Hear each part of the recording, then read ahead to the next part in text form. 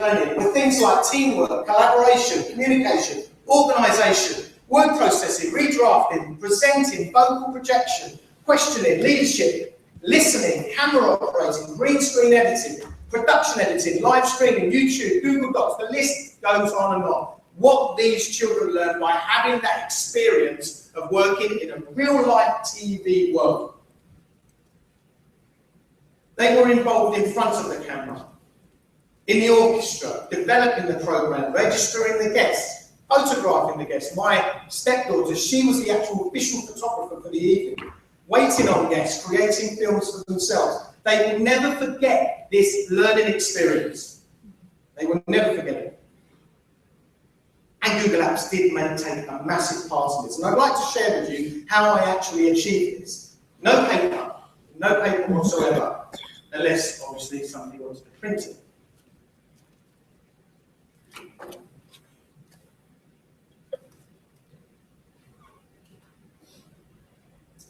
Okay, so what I'm going to do is I'm just going to show you some of the things that I actually did. The first thing we did, I was asked to do for the SLT was to write a project plan.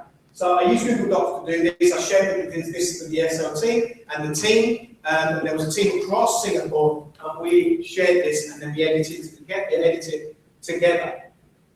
The next thing I had to do was I had to create a Google form that would actually get the applications from the students. So the students would fill this Google form out, and it would submit it, and then their film will be submitted. So this was the submission process.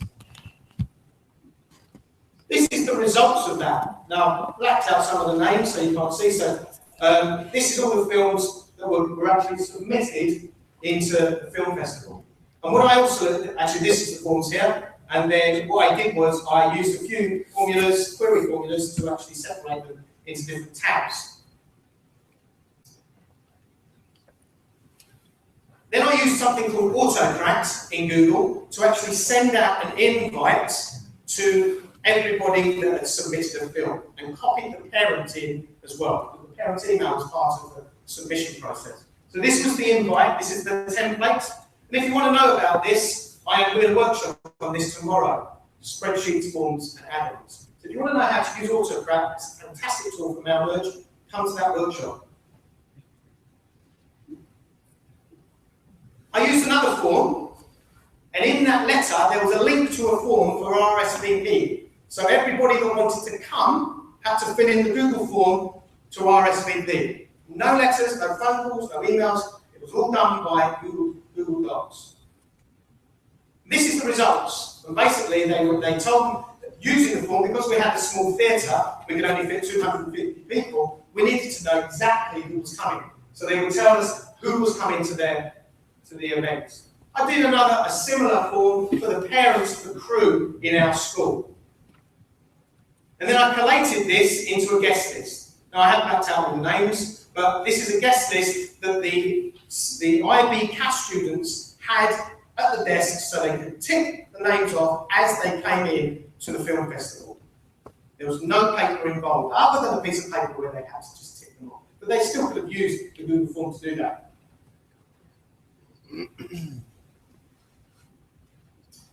Then the next thing we needed to do, as a committee of the Nexus Singapore Film Festival, we had to judge these films. So what I did was, I created a rubric, and I shared this rubric with all the committee around Singapore. So this is the rubric we came up with, and you can see there's members of the committee commenting on this Google Doc. And then I took this rubric, and I created yet another Google form. And this Google form sent out to all the committee, and each film would be judged twice. And you can see that these are all the films that were submitted. So you can see that Anna Maria had to judge all of these films. Then Gabriel had to judge all of these films, etc., etc. And then that would be accumulated into this spreadsheet.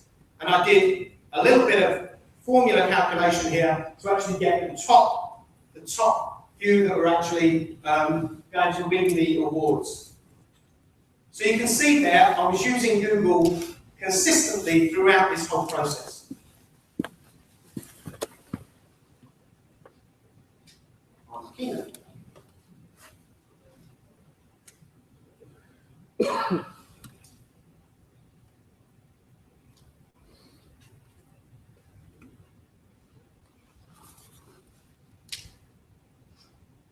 I'd like to share with you some other ideas that I've done with Google Apps.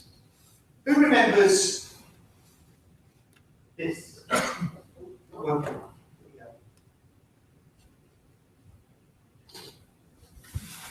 Who remembers that? That's how I was taught to teach, and how I taught children when I first started teaching, and how I was taught when I was a kid.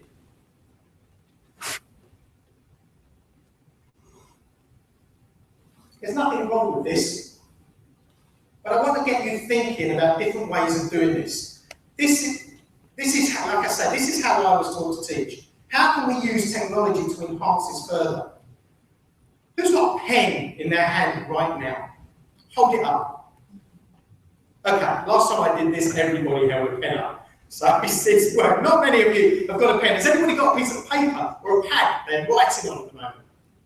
So one or two of you have got a pad. Okay, we don't use those kind of things anymore. So we've got the pad and the paper, the pen, the pad of paper. Is writing an essential skill? Well, yes, it is. We need children to be using a pen to write. But I'm suggesting something else.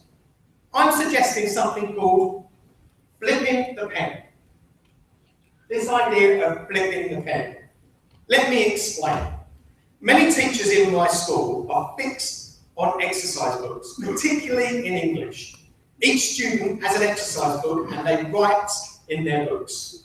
The teacher collects those books in, spends hours marking them, and then suggests improvements. They edit in their exercise books, crossing out and rewriting, which they don't really do as it takes too long. And then at the end of the editing, the teacher tells them to get the computer out and type it up in their best piece, and they can put it on the wall. That's how I used to teach. Okay? I'm suggesting we flip that. Google Docs has this incredible tool called revision history. If you haven't experienced revision history as a teacher, then you should. Okay, so I approached some of the teachers in my school, and I suggested this idea of flipping the pen. So instead of spending hours of lesson time with students writing with a pen, marking, editing, redrafting, etc., why not flip it and do all the editing on the computer using Google Docs? You as a teacher can use the tools like revision history to watch them progress as that piece of writing develops. You can use the comments feature to have learning conversations with those students. I get really excited about this kind of thing as a teacher. It's a fantastic tool. The teacher can see how this piece of writing is progressing. So I want to show you another example of this. And this is a piece of revision history. I've got revision history here. All right, there's a sentence, if you can see that. There's a sentence a child has written. Simple sentence. I want to see the development of this. So I'm going to go through the revision history, and I can see there the crossings out. You can just see that on the screen. And you can see that this sentence developing. All in pink is where a new revision has actually happened. And this sentence gets bigger and bigger into a much more complex sentence from a very simple sentence. And as it goes on, you can actually see that. Now, what I'm suggesting is when this completed work has been done on the computer, then get them to pick the pen up, then get them to their exercise book, and then get them to write their piece of work out in best. And then they're writing it once, but they're writing it in their best handwriting, they're experiencing the pen, and then that piece is the bit that goes on the wall. Because I don't know about you, as a parent, I much prefer to see a written piece on the wall than a typed piece. It's much more personal. So I'm suggesting this whole idea, and I've coined this phrase of flipping the pen.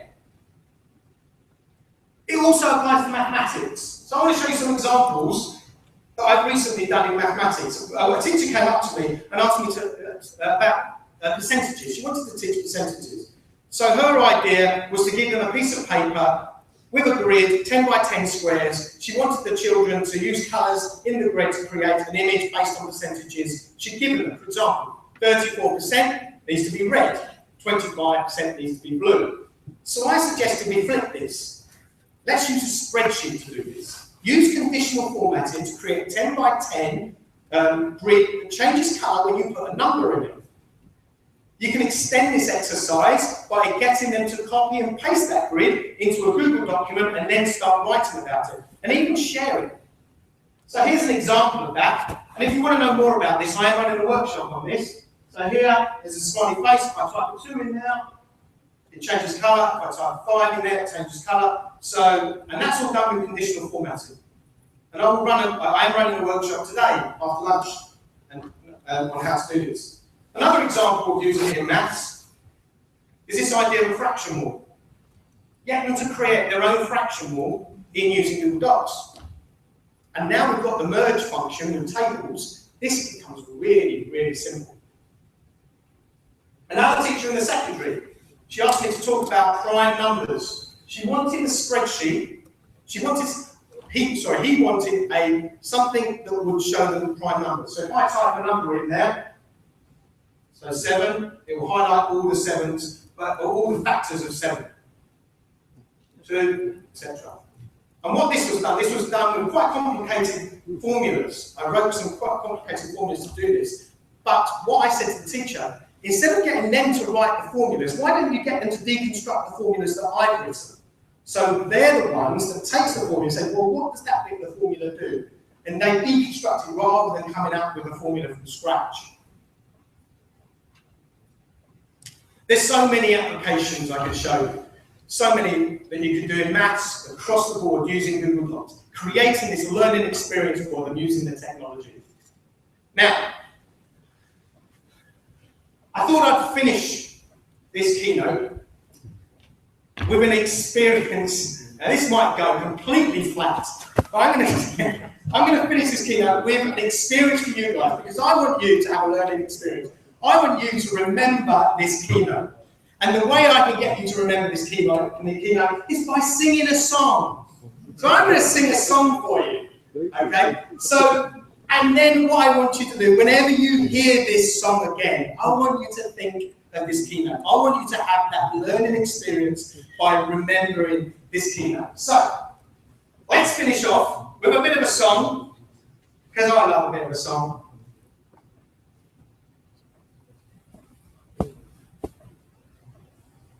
Here we go.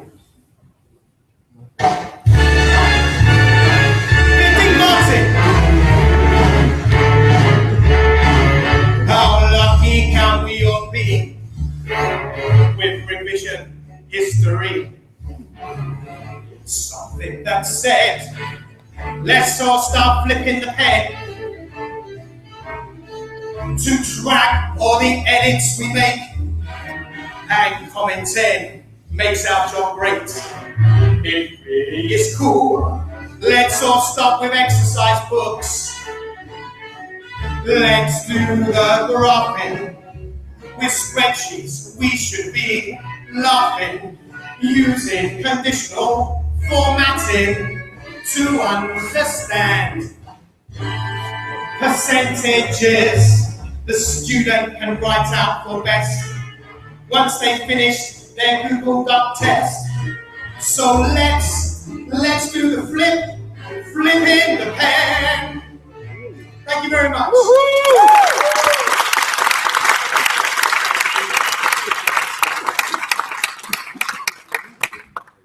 Did you enjoy that? Yes. Very okay, anybody? As a quick announcement, so all the sessions, breakout sessions, are held in the village. You got the schedule, right? Our volunteers are waiting outside to show you the directions, show you the way. So it's all in the village breakout room, in the village school on the first floor in the grade 4 wing, and we'll show you where they are. We're back here at 3:30, 3:45 for the closing session. So until then, you're all going to spend time over there. Any questions thus far? Is everybody good? And make sure you keep hydrated.